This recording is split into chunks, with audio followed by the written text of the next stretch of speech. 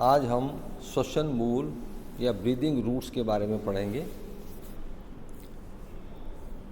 पौधे के श्वसन या ऑक्सीजन प्राप्ति में सहायक ये रूपांतरित मूसला मूलें प्राय लवणोद्भिद पौधों यानी हेलोफाइट्स या मैंग्रोव वनस्पति के पौधों जैसे सोनोरेशिया, एविसिनिया, राइजोफोरा में पाई जाती हैं। ये पौधे समुद्र तटों के पास खारी दलदलों या छिछले किनारों एवं छोटे छोटे टापुओं के कीचड़ युक्त स्थानों से उगते हैं।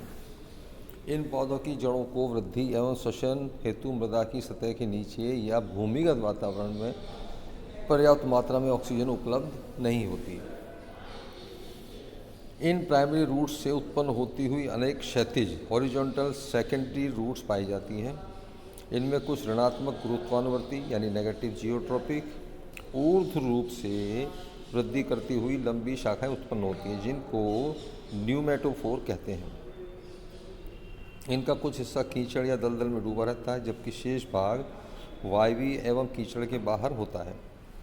यह वायवीय भाग एक मजबूत काग स्तर कोर की लेयर से आवतरित होता है एवं इसके बीच में बाहर की ओर असंख्य छिद्र अनियमित रूप से व्यवस्थित पाए जाते हैं। इन छिद्रों को लेंटिसेल या न्यूमेथोड्स कहा जाता है। बाहरी परिवेश में उपस्थित वायु इन छिद्रों के द्वारा जड़ों में प्रवेश करती है तथा इस प्रकार ऑक्सीजन की कमी को पूरा करती है। ये श्वसन मूल गैसों के विनिमय गैसेज एक्सचेंज में भी सहायक होते हैं, इसलिए इनको श्वसन मूल या सांस लेने वाली जड़ें कहा जाता है। इन श्वसन जड़ों के अंतिम सिरों पर जो जल और कीचड़ में डूबे रहते हैं, अनेक छोटी अवशोषण कार्य में संपादित करने वाली सामान्य जड़ें पाई जाती हैं। अब इसकी आंतरिक संरचना हम देखें तो अनुप्रस्थ काट में हमको निम्न ऊतक क्षेत्र दिखाई देते हैं।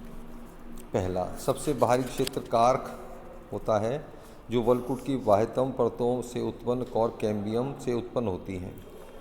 कार्क कुछ कोशिका पंक्तियों से बनी होती है, जिससे बीच बीच में वातरंध्र उपस्थित होते हैं। इन वातरंध्रों के माध्यम से गैसों का आदान प्रदान होता है। दूसरा, वलकुट ऊतक में अनेक वायु गुहिकाएँ पाई जाती हैं, एयर चैम्बर्स पाए जाते हैं। बाहरी वलकुट क्षेत्र हरित मृदुतकी क्लोरेनकाइमेटस होता है। यांत्रिक शक्ति एवं सहारा प्रदान करने के लिए वलकुट क्षेत्र में एकल समूह से या समूह में अनेक बहुशाखीय स्क्लेरॉइड्स भी पाई जाती हैं। इसके अतिरिक्त जड़ के निकटस्थ सिरे पर वलकुट में अनेक लिग्नीकृत एवं किंचित वक्रित lignified and slightly curved spicules पाए जाते हैं। ये भी श्वसन मूल को यांत्रिक शक्ति प्रदान करने में सहायक होते हैं। तीसरा, अंतस्त्वचा कोशिकाएं बैरल के समान होती हैं तथा एक पंक्ति में व्यवस्थित होती हैं। चौथा, परिरम मृदुतकी कोशिकाओं को एक बाह्य परत एवं दृढ़ोतकी कोशिकाओं को 2 से 3 भीतरी परतों से बनी होती है। सोनोरेशिया में एक एकांतर रूप से व्यवस्थित मृदुतक एवं दृढ़ोतकी कोशिका समूह से बनी होती है। न्यूमेटोफोर के प्राथमिक संवहन मंडल संयुक्त, समपार्श्विक, वर्दी एवं अंत आदिदारूप यानी conjoint, collateral, open and endarch होते हैं, जो कि द्विबीजपत्री तने के समान ही एक वलय रिंग में उपस्थित पाए जाते हैं। छठा, एधा वलय यानी कैम्बियम रिंग की सक्रियता के परिणाम स्वरूप यहाँ द्वितीयक वृद्धि संपादित सेकेंडरी ग्रोथ होती है।